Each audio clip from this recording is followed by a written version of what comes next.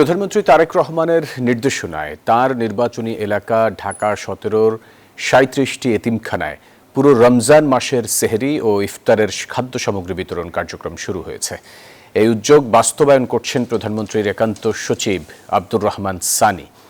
বৃহস্পতিবার পাইলট প্রকল্প হিসেবে রাজধানীর ভাসানটেক ও কড়াইল বস্তি এলাকার অন্তর্ভুক্ত 14টি এতিমখানায় এসব খাদ্য সামগ্রী পৌঁছে দেওয়া হয়।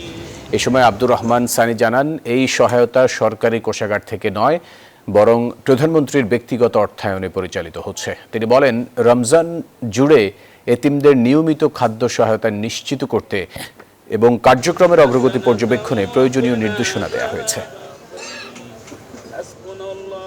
আমাদের যে এতিম যে শিশুরা আছে তারা অত্যন্ত অসহায় এবং তাদেরকে তো আমরা এই রমজানে তাদেরকে একটা যদি উন্নত মানের খাবারের ব্যবস্থা করে দিতে পারি, সেহরির ব্যবস্থা করে দিতে পারি, ইফতারের ব্যবস্থা করে দিতে পারি, তাহলে তারা কিছুটা হলেও সুস্থভাবে রোজাটা রাখতে পারবে।